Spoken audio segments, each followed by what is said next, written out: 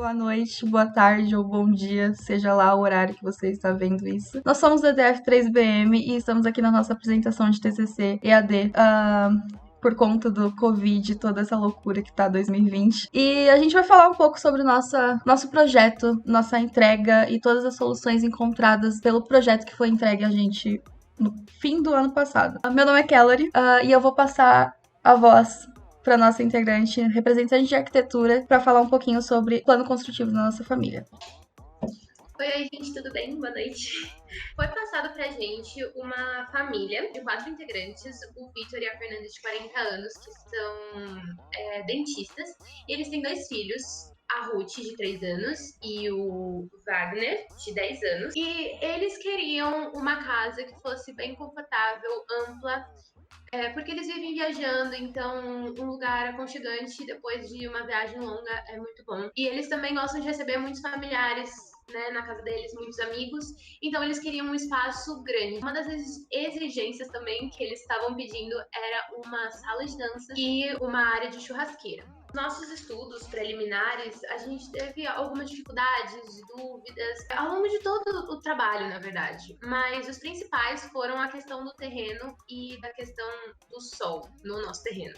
O nosso terreno, porque ele tem um aclive moderado, e a questão do sol, porque dependendo de onde vai bater mais sol, é onde a gente vai organizar melhor os nossos cômodos. Então, onde vai ficar lavanderia, banheiro e essas mais sobre o terreno e esses afins a gente pode entender melhor com a Maria, que é de topografia.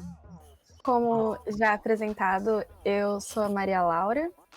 E, bom, em relação à parte topográfica, nós recebemos um terreno que se localiza no bairro Vila Maria Alta, na cidade de São Paulo, Rua Antônio Sobreda, número 154.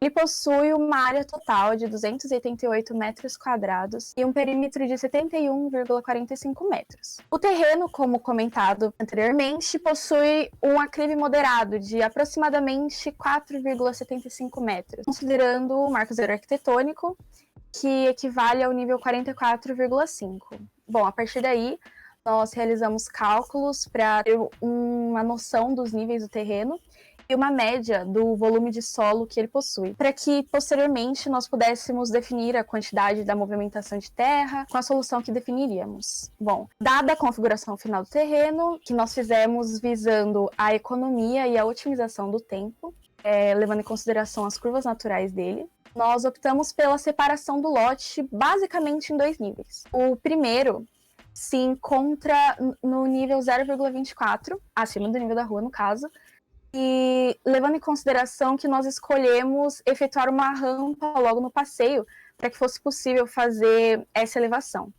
E a segunda parte se localiza a casa, ela se encontra no nível 2,95, mais ou menos, e essa divisão de um nível para o outro foi feita por um muro de arrimo, e a ligação entre elas é por uma escada lateral. Baseando em tudo isso e com a configuração final definida, a gente calculou a saída de solo e a entrada. Nós calculamos os gastos com os maquinários. Basicamente, o volume total de corte que nós obtivemos foi de 362,50 metros cúbicos, mas devido a negociações, a gente conseguiu vender 239,135 mais ou menos de metros cúbicos para outros projetos. Enfim, tudo isso levando em consideração o caminhão que a gente escolheu para a obra, que suporta 16 metros cúbicos. Então, basicamente, a gente teve uma redução de 23 caminhões que gastaríamos para 8. Enfim, a gente recebeu o SPT do terreno, que define como basicamente o estudo do solo que a gente está trabalhando. E a gente observou que ele tem alta resistência e o seu material constituinte é o silt. A partir dessas informações, nós optamos pela fundação sapata isolada, que é definida como uma fundação rasa e é a mais comum utilizada. Bom, ao todo são 17 sapatas e dentre elas nós temos 4 dimensões diferentes. Elas se encontram a 2 metros abaixo do nível do projeto e o lastro foi definido de acordo com a NBR 6122. Ele, então, é de 5 centímetros. E com tudo isso, toda a parte topográfica e toda a parte de fundações, gastamos 19 mil. Bom, meu nome é João Vitor, sou do grupo responsável pela estrutura da casa. Nosso projeto estrutural tinha como objetivo analisar, dimensionar e detalhar toda a estrutura de concreto armado, que é um sistema formado pelas seguintes etapas. Primeiro, a gente monta uma caixa de madeira, que é uma forma, em que a gente coloca as armações feitas de aço dentro e depois preenchidas por concreto. Quando ela atinge um grau de resistência, ou seja, a cura, a gente tira as formas. E isso tudo foi atendido às exigências da planta arquitetônica e às normas brasileiras, ou seja, as famosas NBS. A edificação foi projetada no modelo LVP, em que as cargas aplicadas nas lajes transferem para as vigas, depois para os pilares, em seguida para as fundações e depois descarregam no solo. Com relação às cargas, há dois tipos. Primeiro, as cargas permanentes, em que são os pesos próprios dos elementos, e segundo, as cargas variáveis, que pode ser os pesos das pessoas, os pesos do mobiliário e assim vai. As lajes são elementos horizontais, que possuem duas dimensões maiores que a terceira. Seu formato é muito parecido com um livro. Já as vigas e os pilares são elementos lineares, em que ambos possuem duas dimensões menores do que a terceira, sendo a viga um elemento horizontal, em que sofre flexão, uma barriguinha, e o pilar, que é um elemento vertical que sofre compressão. Suas formas são semelhantes a uma caixa de creme dental, isso mesmo, que na qual está deitada e a outra está em pé, respectivamente. Agora, a Larissa vai falar um pouco sobre os softwares utilizados. Olá, meu nome é Larissa, sou representante do grupo de estruturas e vou falar um pouco sobre como nós fizemos o nosso projeto estrutural da casa. Nós utilizamos a metodologia BIM usando o software TQS na sua versão educacional. Primeiramente, na sua interface inicial do TQS, ele pede que nós informamos algumas informações principais da casa, como o nome do cliente, a localização da casa, as normas que vão ser utilizadas, o tipo de estrutura. Ele pede também que nós colocamos os tipos de materiais que iremos utilizar. Pede que nós colocamos todos os pavimentos que vão ter na casa, sendo ele o rebaixo 1, térreo 1, rebaixo 2, térreo 2, primeiro pavimento e a cobertura. E nós informamos também todos os pés direitos desses pavimentos. Ele também pede que a gente coloque algumas cargas, como a movimentação do vento na edificação. Nós desconsideramos a movimentação do vento na edificação. Vale ressaltar a importância do técnico de edificações na realização desse projeto, porque é de suma importância para que haja uma coerência entre as informações passadas, já que deve haver um estudo antes de todas essas informações para ser repassada para o software, para ser um projeto seguro. Agora eu vou falar um pouco sobre a interface principal do projeto. Nós tomamos como parâmetro a planta arquitetônica e nós fizemos um enxugamento de informações que há nessa planta. Nós deixamos apenas as alvenarias, as portas e as janelas para que não haja interferência dos elementos estruturais na planta arquitetônica. Nós deixamos os pilares, as vigas e as lajes todas internamente escondidas para que não haja uma saliência desses elementos no projeto arquitetônico. Apenas um pilar que ele fica exposto, mas ele é feito de decoração pelo grupo de arquitetura. Agora eu vou falar um pouco sobre as características do nosso projeto. Bom, nós deixamos os pilares com no máximo 6 metros de distância entre eles. Isso porque nós queremos garantir que todas as vigas tivessem 60 centímetros ou menos, para que a gente não precisasse usar armaduras de pele que são feitas nas vigas maiores que 60 centímetros. E como a altura da viga representa 10% do vão, nós deixamos todas com 60 centímetros ou menos, como dito anteriormente. Isso porque as armaduras de pele são de difícil execução na obra. Então, para facilitar essa parte, nós deixamos todos os pilares com 6 metros ou menos de distância entre eles. Agora eu vou falar um pouco sobre as cargas da edificação. O software TQS ele pede que informamos as cargas permanentes e as cargas variáveis. As cargas variáveis são as cargas que podem variar de acordo com sua utilização, como dito pelo João anteriormente. Pegamos todas essas informações nas normas e passamos para o software. E as cargas permanentes nós calculamos pelo Excel e informamos também pelo software, como, por exemplo, o peso da banheira, o peso da alvenaria, o peso de todos os revestimentos. Nós calculamos tudo isso à mão e informamos ao software.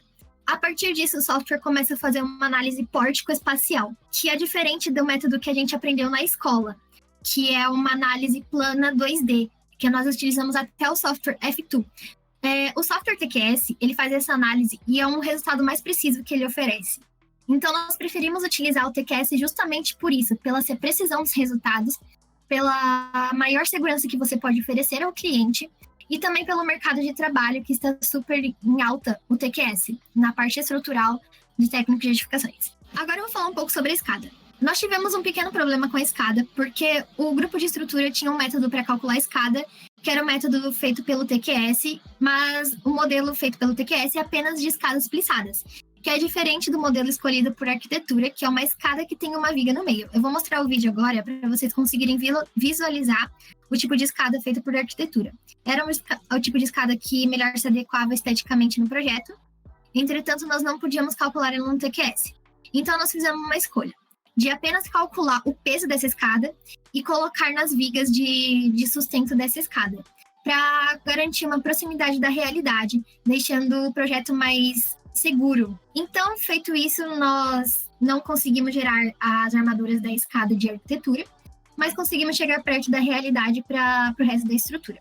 Outro problema também é que a escada é feita com uma alvenaria de vidro em todo o seu redor, menos em uma parede, o que dificultava a execução de pilares nessas extremidades.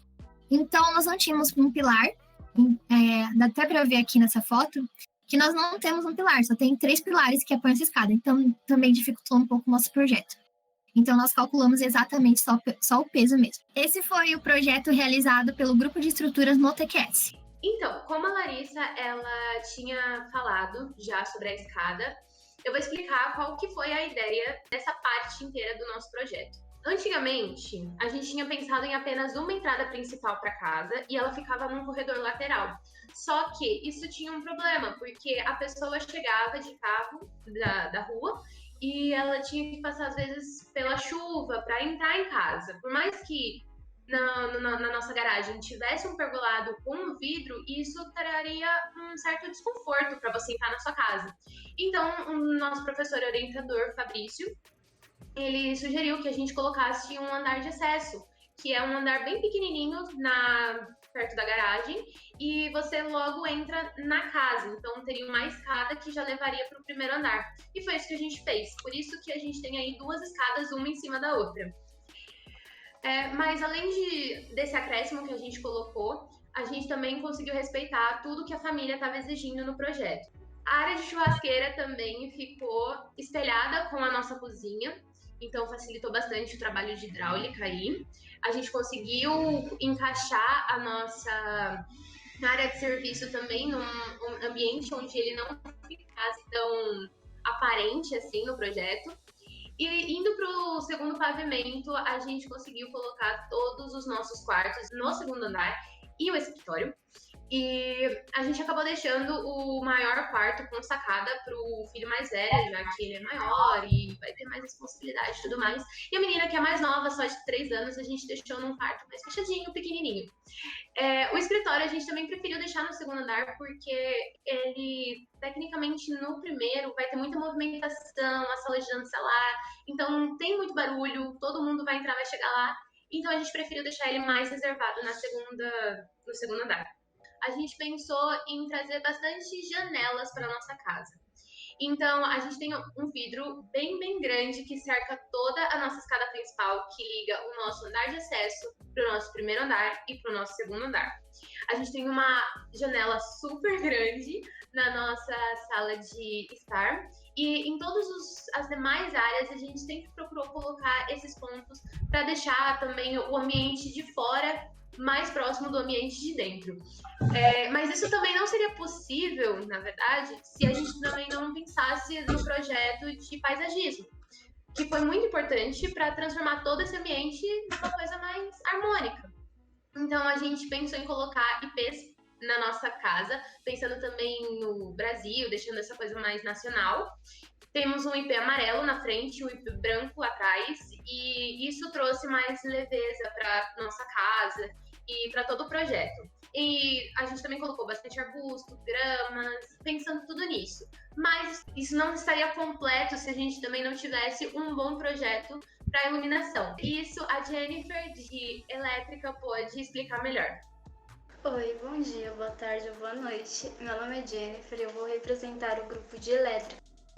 No começo de nosso sistema elétrico foi todo baseado na norma NBR 5410, que regra as instalações de baixa tensão. Para começar a falar do tema da casa, vamos começar com a parte luminotécnica. que foi feita em conjunto com um grupo de arquitetura. O grupo de arquitetura propôs uma casa aberta com bastante luz solar, e isso vai ser aproveitado completamente durante o dia. E durante a noite a gente distribuiu pontos de luzes em lugares específicos para ter um ambiente aconchegante bonito e que supra todas as necessidades da casa, com pequenos e tudo mais. Isso acontece dentro da casa e na área externa também. Nós colocamos bastante pontos de luzes nos corredores e na parte posterior da casa, onde fica a churrasqueira e o ofurô. A gente optou por colocar bastante pontos de luzes porque a família disse que recebe bastante amigos, faz festa. Isso ajuda bastante na segurança, na beleza do ambiente, na estética e também no aconchego, porque é sempre bom ter um ambiente bem iluminado. Já nas partes das tomadas, tanto tomadas de usos gerais ou específicos, todas elas seguem as regras, as normas já pré-estabelecidas, mas também a gente optou por colocar todas de forma bem prática, além de suprir todas as necessidades dos eletrodomésticos e todos os outros equipamentos elétricos. A gente também distribuiu bastante para não ter nenhuma situação de ter pessoas na casa, amigos, e não ter nenhuma tomada disponível para carregar celular ou outros elétricos em geral. Depois de tudo isso, levantar toda a potência da casa, a gente predefiniu que o tipo de fornecimento seria o trifásico, com a demanda total da casa de 28,98 kW e com a carga instalada de 42.143 watts. Para chegar isso e entregar todas as informações necessárias para a distribuidora, a gente tabelou tudo da casa, todas as necessidades de agora e de possam vir futuramente, e com isso a gente seguiu normas, todas as instruções da fornecedora responsável, e assim a gente decidiu remanejar toda a casa em 35 circuitos. Todos esses circuitos serão protegidos por disjuntores para garantir segurança e facilidade, e esses circuitos são divididos entre o primeiro pavimento e o segundo.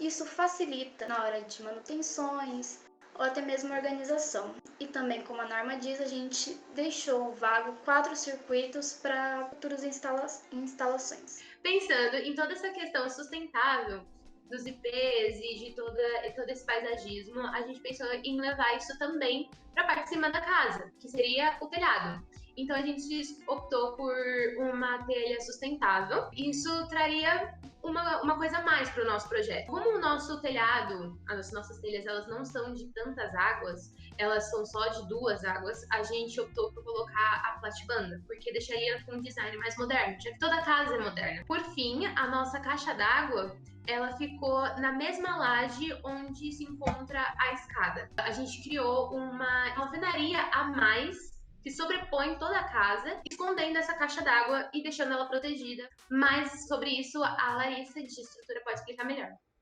Bom, agora eu vou explicar um pouco sobre a escolha estética que a Flávia comentou agora há pouco, sobre a parte da cobertura ou telhado da casa. Bom, como ela disse, o grupo de arquitetura preferiu escolher para o telhado um modelo de platibanda. Essa platibanda, ela fazia um ressalto da casa, ou seja, o limite da casa, ele termina nessa parte aqui. E a platibanda, ela continuava um pouquinho para fora. É a famosa laje em balanço, onde não tem nenhum apoio embaixo dela, sustentando. Então, quem sustenta ela vai ser essa viga ou essa laje. Então, o método que a gente fez no BIM, né, foi esse daqui. A gente soltou no TQS o tipo de laje que era. E colocamos a carga aqui da platibanda. Sobre a laje da escada daqui da frente também, que envolve um pouquinho da platibanda, a gente fez outra laje em balanço, que é esta laje aqui. Ela não tem nenhum apoio, como vocês podem ver. Ela fica apoiada nessa outra viga. Essa outra viga que dá apoio a ela. A escolha do local da caixa d'água foi um consenso entre o grupo de arquitetura, de hidráulica e de estrutura. A gente preferiu colocar a caixa d'água nesta região frontal aqui da casa, porque já tinha platibanda cobrindo, né? Ela um pouquinho maior. Então, como já ia ter essa cobertura, a caixa d'água ficou nessa parte aqui, que não fica tão distante também dos pontos de água. A caixa d'água a gente escolheu colocar nessa parte da laje aqui. Porque nessa parte, como a gente pode ver, ela é um pouquinho não tão segura assim, porque ela fica exatamente em cima da escada. E mesmo se a gente calculasse tudo certinho, poderia ter algum problema. Então, para maior segurança, a gente preferiu escolher o local da caixa d'água nessa laje aqui. E depois a Isabela pode explicar melhor como que ela realizou o cálculo, né, da parte hidráulica, levando em conta o local da caixa d'água.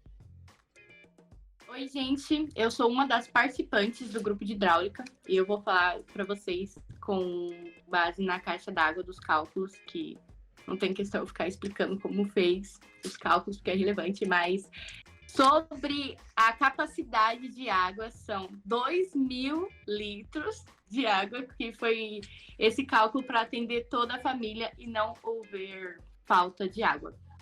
Em questão da água fria, a gente realizou de um jeito que não ficasse com perda de pressão. Então, foi tudo feito separadamente, cada compartimento de água fria.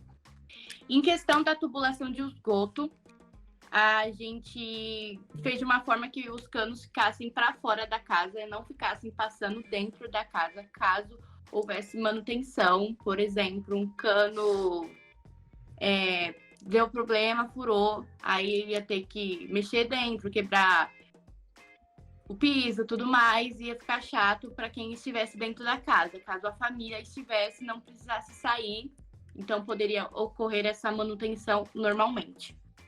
E foi usado na água fria, foi usado o PVC soldável com um encaixe de adesivo plástico, e na coisa de esgoto foi usado o PVC branco com encaixe, com as conexões de anéis de borracha.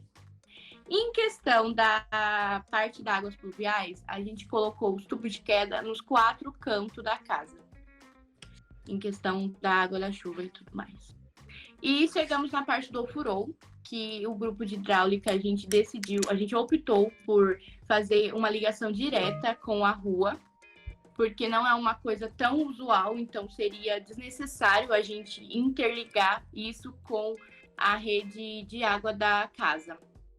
O furô vai ter um circuito próprio para ele, com um disjuntor próprio de proteção, assim como todos os outros circuitos. E ele vai ser monofásico, por causa da estrutura dele, do maquinário, da bomba. E ele só vai ter 220 volts. Boa noite, meu nome é Ana Clara. Eu vou representar o POC e vou fazer uma breve apresentação sobre o processo de planejamento e orçamento do nosso trabalho, que foi realizado a partir dos dados que os outros grupos forneceram para a gente, tanto em termos de dados prontos, quanto em termos de análises que foram feitas através dos trabalhos deles. Eu vou começar mostrando para vocês as planilhas de orçamento resumido. Foram realizadas 2, mas com efeito de análise geral. O único grupo que realmente excedeu o valor estipulado em termos de dinheiro foi o grupo de arquitetura, por conta dos materiais. Então, por exemplo, se o material foi escolhido um tipo de material mais caro, às vezes esse material mais caro também exige um processo construtivo e uma mão de obra mais cara. Logo, o conjunto de materiais caros que foram escolhidos por eles mesmos foi aumentando o valor gradativamente. Porém, esse valor não interfere diretamente no trabalho deles. É um valor que será discutido com o cliente posteriormente, e a partir dessa reunião, o cliente vai decidir o que ele gostaria de manter, o que ele gostaria de descartar e quanto de renda ele tem para suprir esses valores. Os outros grupos, de modo geral, souberam organizar bem o dinheiro que foi atribuído a eles. Nenhum deles excederam ou sequer chegaram no valor estipulado, então, de modo geral, ficou tudo tranquilo, sem nenhum tipo de problema. O valor total, em termos de serviços essenciais, foi de R$ 511.695,23. Aqui nós temos o mesmo valor total de serviços essenciais, porém dispostos em processos construtivos principais. Ou seja, os serviços iniciais envolvem uma série de subprocessos construtivos, porém o geral dele deu um total de R$ 14.135,25. O mesmo foi feito para todas as etapas de processos construtivos principais até que se chegasse ao mesmo total. A partir disso, é possível apresentar o gráfico de físico-financeiro. O físico-financeiro estabelece uma relação entre o tempo do processo construtivo, o valor empregado e o percentual de execução de obra que foi feita nesse meio tempo. Aqui a gente pode ver que os itens são os mesmos processos construtivos principais apresentados anteriormente, tal qual o total. Porém, a gente pode analisar quanto tempo demorou para cada processo construtivo ser realizado, quais processos construtivos são realizados simultaneamente e o valor acumulado a cada mês. Ou seja, em janeiro vai se gastar um determinado valor, em fevereiro vai se gastar outro, porém já vai existir um valor acumulado dos 2 meses. Isso vai funcionar da mesma forma para os percentuais de execução de obra, até que se chegue a 100% ao longo de 18 meses, que foi o planejamento previsto para a obra, de acordo com as exigências do cliente. Então, foi-se estabelecido aqui o planejamento geral da obra, com base nos 18. Depois disso, podemos ver o orçamento final, que vai ser uma junção de todos os gastos que deverão ser realizados ao longo da obra. Temos os serviços de projetos, que contam especificamente com o trabalho de projeção dos arquitetos e dos engenheiros, sem contar com o acompanhamento da obra. Então, esse valor vai ser empregado somente para que os projetos sejam realizados. Claro que esse valor foi elaborado a partir de análises feitas de outros projetos com o mesmo porte de obra. Temos os serviços essenciais, que já foram apresentados anteriormente, o canteiro de obras, que representa 3% do valor dos serviços essenciais, e o BDI, que é calculado a partir de uma série de índices de impostos, que ficou fechado em R$ 222.686,70, tendo um total de R$ 779.403,44, o que claramente excede o valor estipulado para a obra de R$ 600.000. No entanto, isso se deve à escolha de materiais, também já comentada anteriormente, e é uma decisão que fica exclusiva ao cliente e o que ele deseja fazer com relação a isso. Depois a gente pode observar a EAP, que é a estrutura analítica do projeto. Nada mais é do que a descrição dos processos construtivos principais em subprocessos. Ou seja, os serviços iniciais é composto por uma série de subserviços. O serviço de infraestrutura é composto por uma série de subserviços, que são os subprocessos construtivos.